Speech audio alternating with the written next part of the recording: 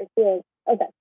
So chlorine is generally soluble unless the exceptions is if it's paired with any of these. And if you see it is with a B, that means it's not soluble anymore. It is insoluble. So we know B is insoluble, but let's just double check the rest of them. K2CO3, we know that potassium up here is K, it's soluble and there's no exceptions, so it's always soluble. And CO3 is down here as well, as always insoluble unless paired with these. So it's paired with the potassium, so we know that it's soluble. So it's not C. And then lastly, CaCl2, same thing. Cl is right here, and it's always soluble unless paired with any of these. It's not paired with that, it's paired with calcium, so it is soluble. So it's C. Any questions on that one?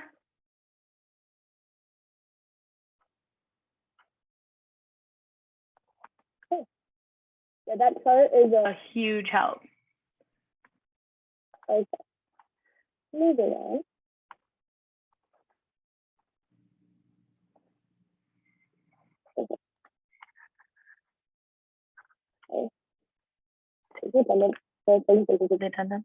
Okay, so next is limiting reactants. So I did this in the Wednesday one. So is everyone good with this, or do you want me to go over it real quick? And that way you can also have it on recording as well.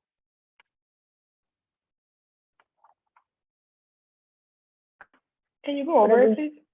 Yeah, okay. Okay, so it says determine the limiting reactant and mass of nitrogen that can be formed from 50 grams of N2O4 and 45 grams of N2H4. So these problems are kind of cool just because you can use the formula, this right here, to go in between the different elements in the formula. So for example, we are going to start with what we're given. So we're given 50 grams of N2O4.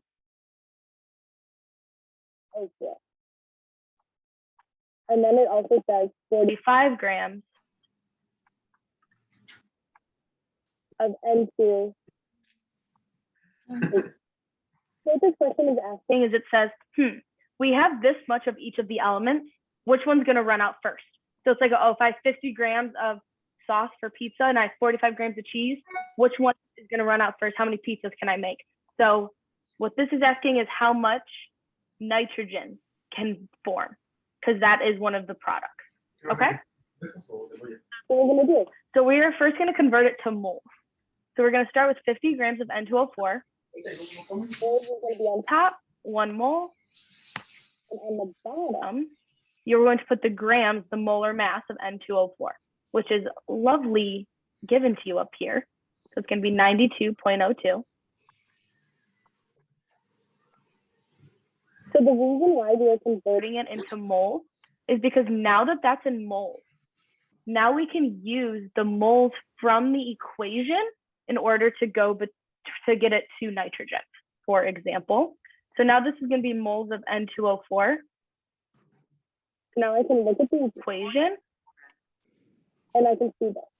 There's N2O4. N2O4 is right here. There is nothing in front, so that means there's 1 mole of N2O4.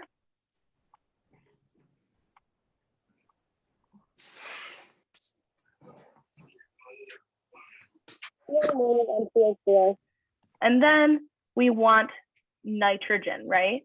Determine the mass of nitrogen. So when we look, there's 3 moles of N2.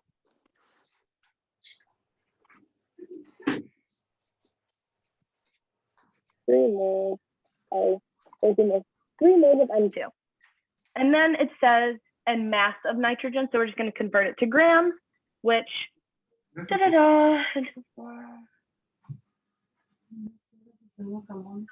of nitrogen is 28.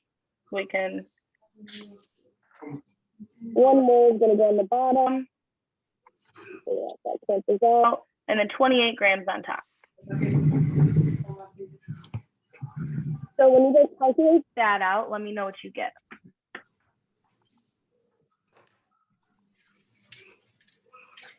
You're going to multiply across the top and then divide by the bottom.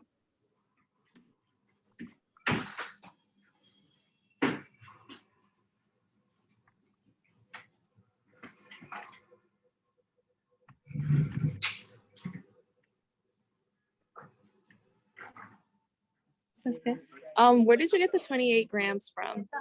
Like the molar mass of nitrogen. So nitrogen on the periodic table, it'll say 14, right? That's the molar mass.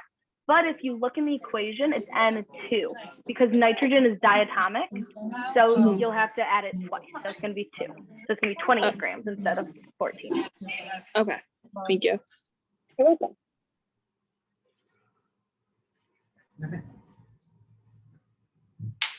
¿Te doy un taquito de frijoles? Is it 45.652? Exactly right. It is 45. I'm just going to sum it up. 45.65. Sound good to you guys? And what is the units of that? What did we just find? 45.65 what?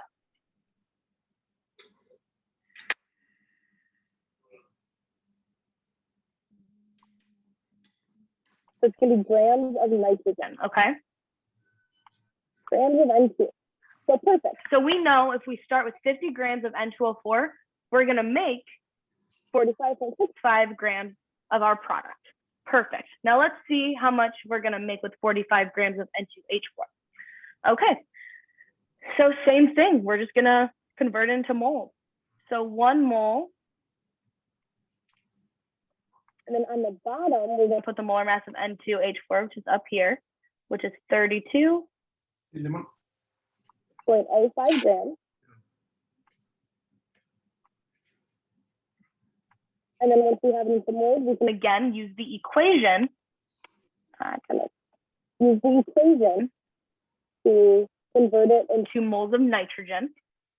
So then the moles of N2H4 is going to go on the bottom. And right here, we can see there's 2 moles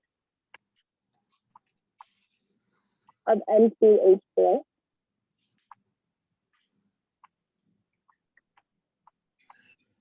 And then, just like the other one, there's 3 moles of the N2.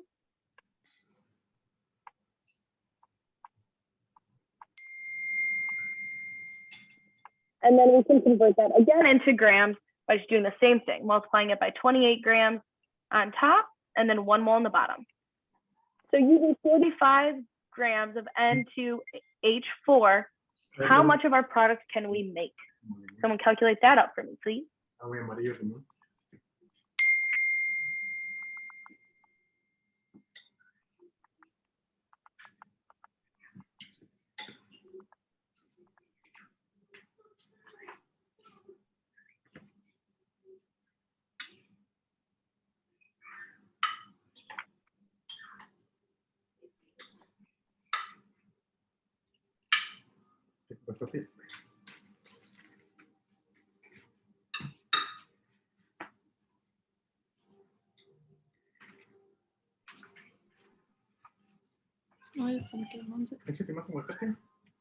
You guys can also type in the chat if you would like as well.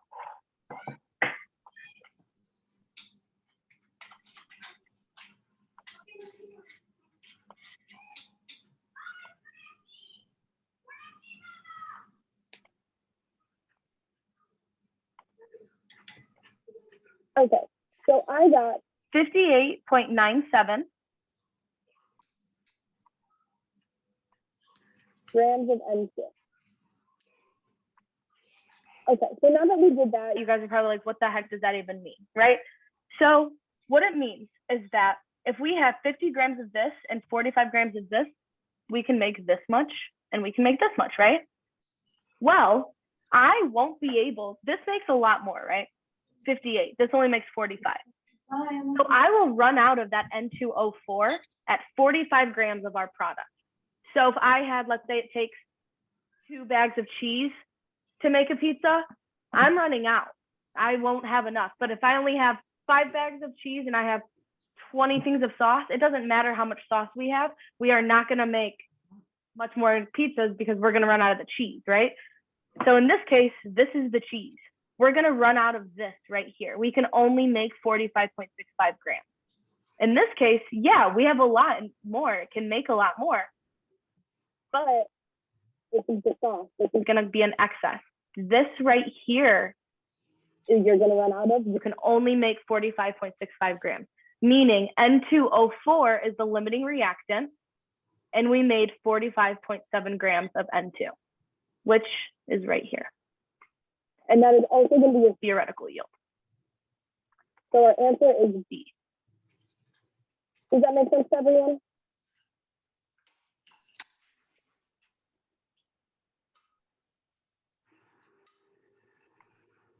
Awesome. Okay, I'm going to go ahead and clear it. Okay, so next we're going to get into some thermochemistry. So I'm going to go over a little bit before we get into the questions. So energy is anything that can do work. And then the formula is energy equals work equals F times D. Change in E equals Q plus W. Does anyone know what the Q and W is? What these mean? So the Q is going to be heat, and W is work. So energy is heat plus work. And then a joule is the energy needed to apply force to move 1 kilogram of mass a distance of 1 meter. And the calorie is the amount of energy needed to raise the temperature of 1 gram of water 1 degree. And then this is a conversion, which I'm not sure if you guys need to memorize it, but it's good to know. And then the heat capacity, the amount of heat absorbed or released. And this is the equation for that. Specific heat capacity is very important. And that is the heat required to raise the temperature of 1 gram by 1 degree Celsius or Kelvin. And this is the formula for that. Okay. We will do a question on it. So this is the formula for that. Okay, and then the system is the material or process within which we are studying, and then the surroundings is everything else, just the surrounding. Okay, now for the questions. Number 1, what is the law of conservation of matter? Anyone know this one?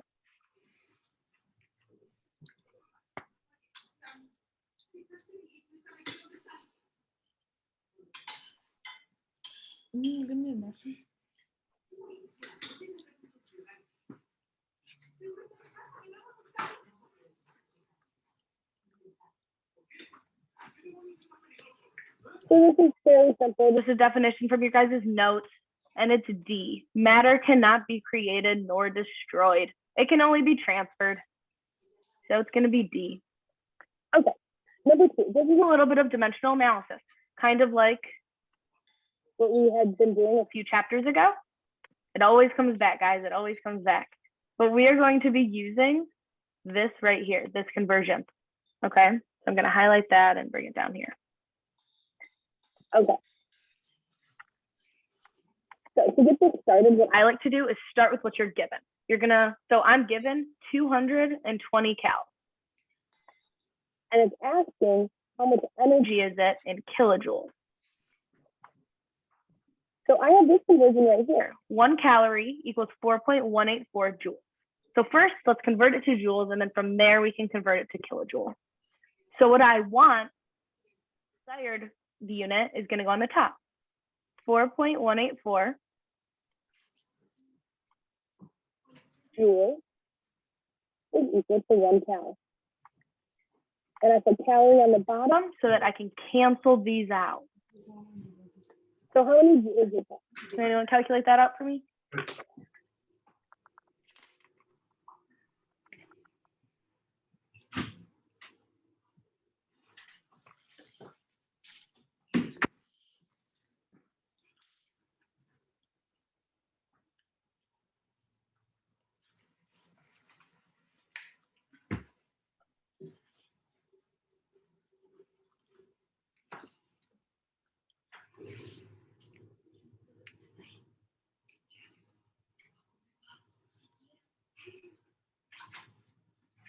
¿Y no tiene Sofía?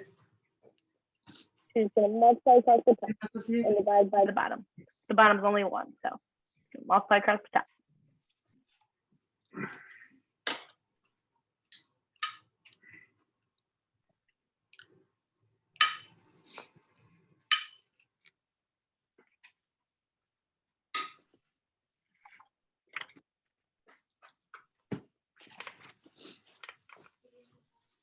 Awesome.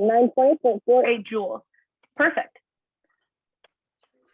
So 920.48. 48 joules. So now what do we have to do? We have to convert that now into kilojoules because that's what it's asking for in the problem. What is energy in kilojoules? So just put kilojoules on top, Because that's what we want. and put joules on top Top to cancel. So how many joules? is in 1 kilojoule.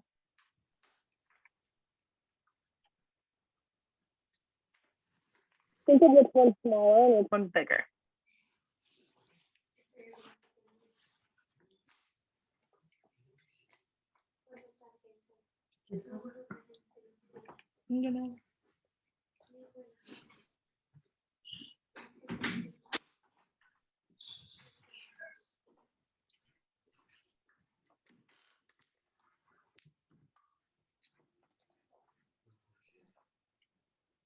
I'll give you a hint. Kilojoules are bigger. So if kilojoules are bigger, how many joules would be in 1 kilojoule?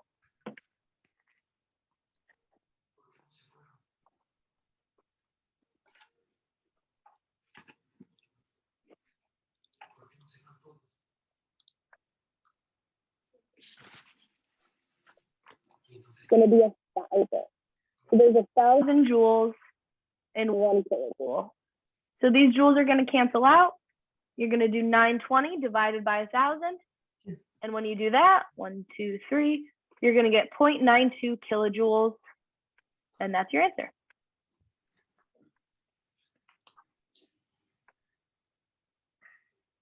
Just going to do mental analysis. Any questions? Questions on that one? Okay. ¿Qué es lo que profe le pone, vieja?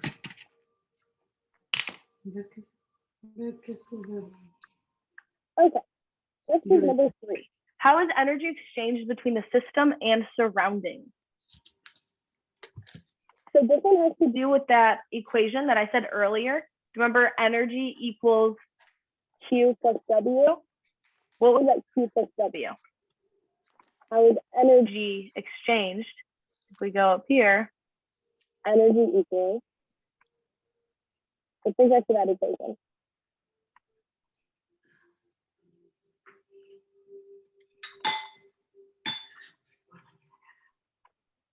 D, good. D, that's work. Perfect. I can do these real quick. Okay. You guys are thinking sorry, while I'm Um, with my team. Some change of ease. So with a system and a surrounding. So this is like in relation to like endothermic and exothermic. So when an energy flows out of a system, okay. So if I'm the system and everything around me, everything else is the surrounding, right? So if I'm releasing energy, Am I going to be positive positive or negative? if it's flowing out of me? Me, I don't have it anymore. Change of E of the System is going to be what? Positive or negative?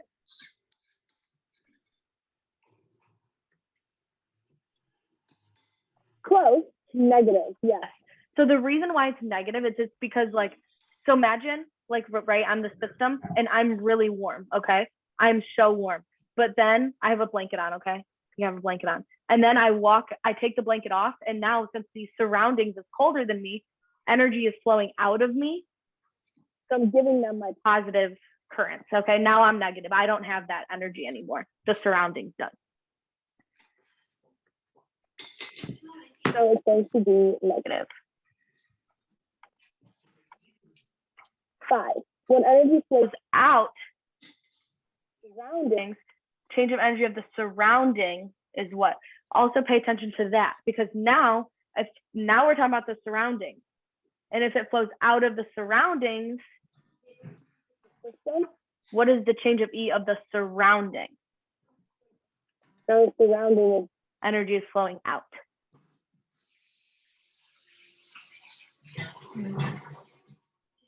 How I remember this is like out is like exiting, so it's negative. Like if you leave a room, that's how I thought about it. If I exit the room, they no longer have me, so it's negative. And if I walk into the room, you're gaining a person. and that is very true. So So this one would be negative as well. However, you've like also got to think about this change of E. So if energy flows out of the surroundings, but is asking for the change of E of the system, What is that now? if it flows out of the surroundings into the system, right?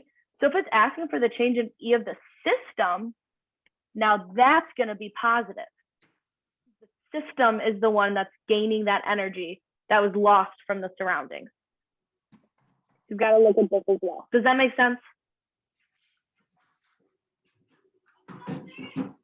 Okay, good. So then, Into a system, the change of E of the system would be positive. The change of E of the surroundings would be negative. And then vice versa for number 7. When energy flows into the surroundings, the change of E for the surroundings is positive. Change of E for the system is negative. So it's like vice versa.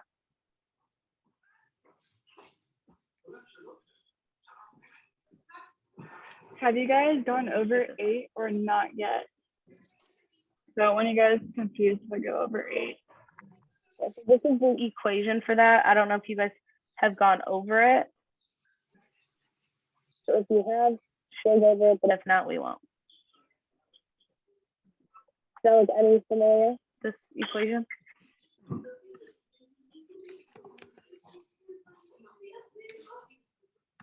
How many?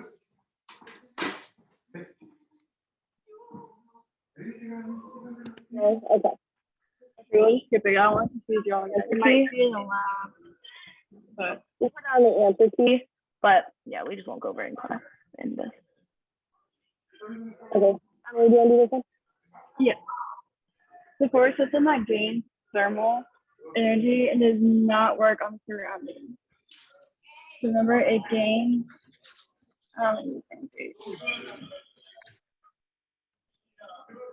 So it gains the thermal energy, but it does not work on surroundings. You guys know what it would be? And remember, that'd be like me. Think of yourself when it talks about a system, think about you. Yep.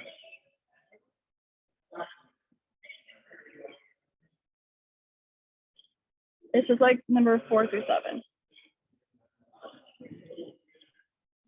So is the heat increasing or decreasing?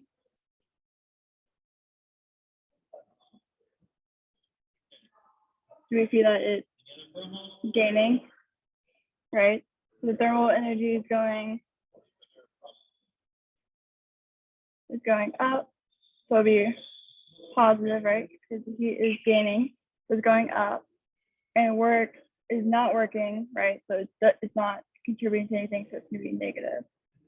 Yeah. And another way to think about those Is if you're doing work on the surroundings. So like if I'm doing work, you know how I'm losing energy, right?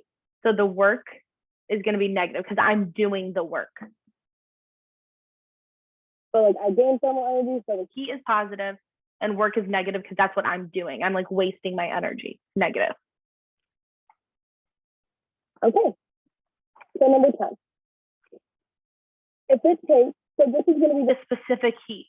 These ones are pretty important. I know that I got tested on this.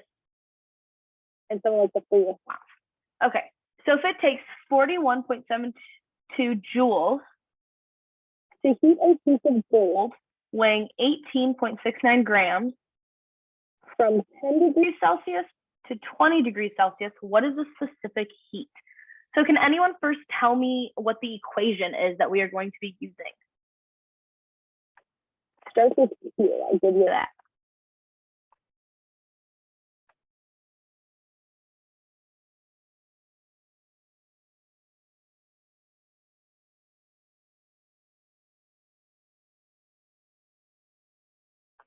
Is this the equation that we use with the MC and then delta or something? perfect. M times C, or if You want to say S if that works for you, because this is the specific heat. so that's what I would do. Do like on my exams when I would like write it out, because when I say C, like when I saw the S, like that just reminded me specific heat, you know? So that's just how it helped me. If you want to put C, that's perfect too, because I know that's what it actually is. So M times S or C times change of T. Perfect. So we are actually We're going to be solving for specific heat. So we're just gonna move this equation around.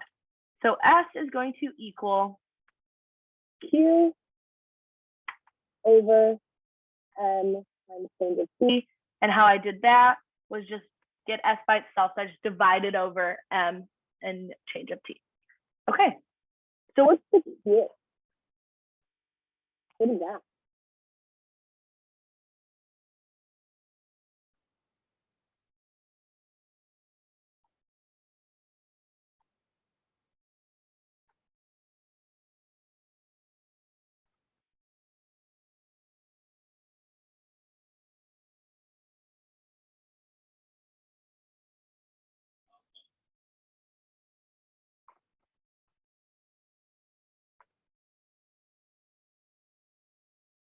So the Q is going to be the energy. Energy in joules.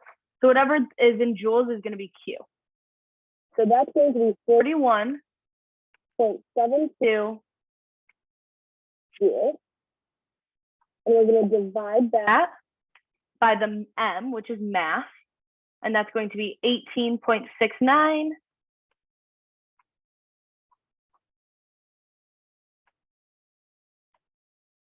And then we're going to do change of T. So change of T is going to be the T final minus T initial. initial. So the change of whatever is Is the final minus the initial. So in this case, the final was 27. I'll do it down here.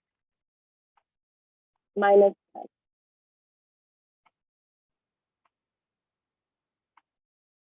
Okay. So you're going to plug that in and you're going to Get the specific heat.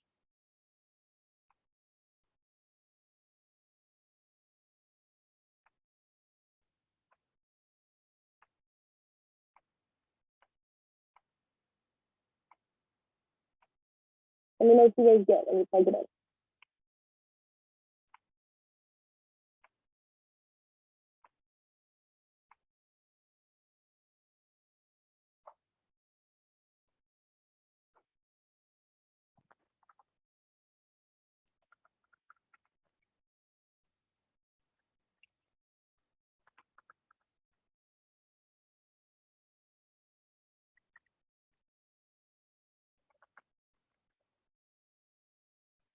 That is not what I got. Got. Maybe try using parentheses. So what I did when I Plugged it in is I just did like, so I put like parentheses and I did 41.72 parentheses around that divided by parentheses 69 parentheses and then 17 and then like parentheses around the whole thing. You know what I mean? Parentheses are huge. Point awesome. 0.1. Oh, the meeting's going to end in 10 minutes. minutes, but we'll just log off and hop right back on. So perfect. Sophia got it. 1.131 What would my units be? what's our unit here?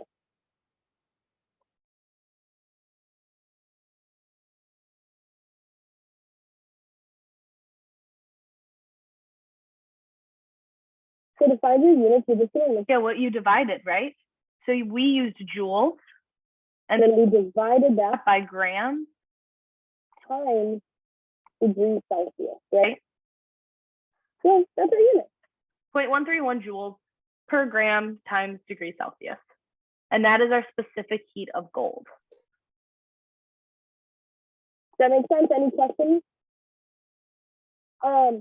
You know why you got 37.94? I just want to make sure like you got the math good here so that when you get to the exam or quizzes, there's no problem.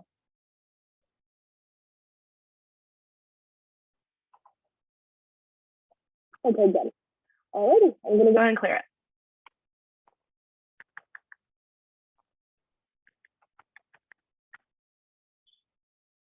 Okay, I got this one too. All right. So it's asking which one is endothermic and which one's exothermic, and how I like to think of these words itself is exo is like exit, so it's going to go out, or it's being negative. And then endothermic is like an in, so it's coming in, or it's being absorbed. So in is like in, which is like being absorbed, right? Well, let's say absorbed. So in this one here, so we see that it starts from the bottom, it goes all the way up here, and it's being absorbed because it's going up. It's coming in. For the other one, how it's starting really up. Oh, you can see the color very well. How it's starting up closest to the top part, and it's going up and then back down. This part here is it releasing. So it's like leaving, going down, right? So this one would be endothermic, and this one would be exothermic.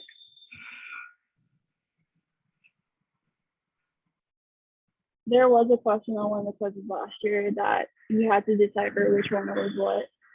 So just a little tidbit. And then just in line with number 11, number 12 is which of the following has a negative value of change of H. A negative value of change of H means exothermic. So means energy is being released, okay, into the surroundings. so, right away, right off the bat, We see A, the combustion of gasoline. If gasoline was just sitting in there, it's fine, like nothing's happening. But the combustion of it is it's releasing heat, or you're like releasing energy, not just heat. So that is going to be exothermic.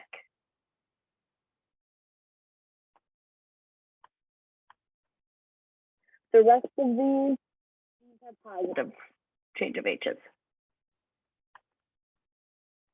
Okay, now getting into What is important for free response? so these are the standard Enthalpies of formation, and you have to calculate H of the reaction.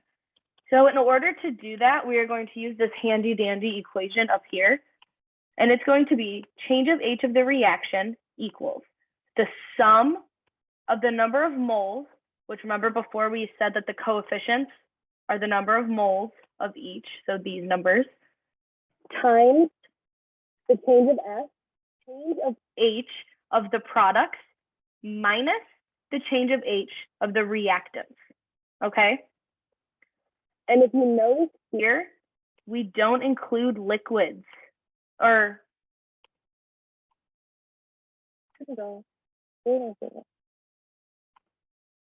this is our value set. Okay, so let's start.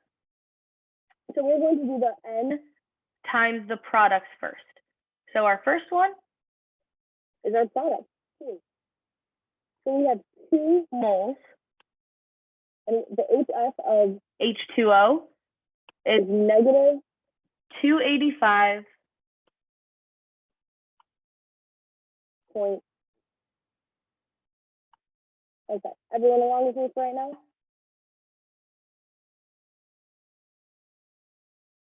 Okay. So we're adding that. Now, it's the sum of, the sum. So now our other product is SO2. So that again has 2, And the change of H is negative 298.8. 96.8. Okay, closing that. So there's a Only 2 products, okay? okay. And then we are going to Subtract that from the reactants. So here we have 2 H2S. So 2 times H2S is negative. negative 20.6.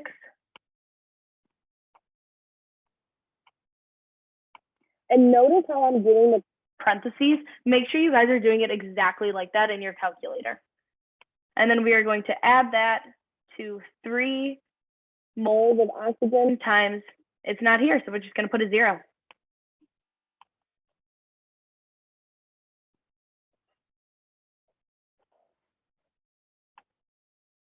Okay, so you're going to enter that into Your calculator, and that's going to find the change of H of the reaction.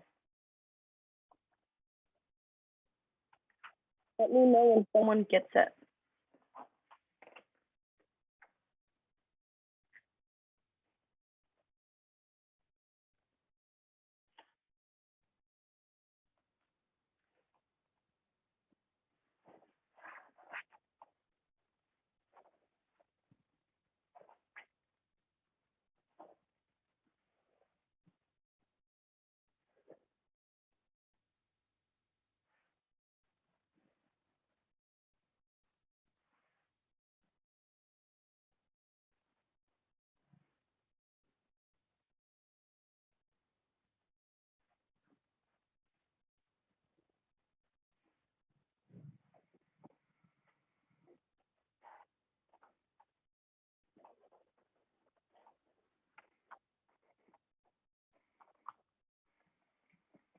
anyone have it yet.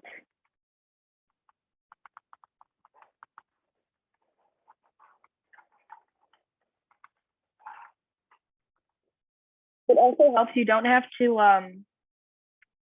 like, do it all at the same time. you can do it like one by one and then add them together if that helps you.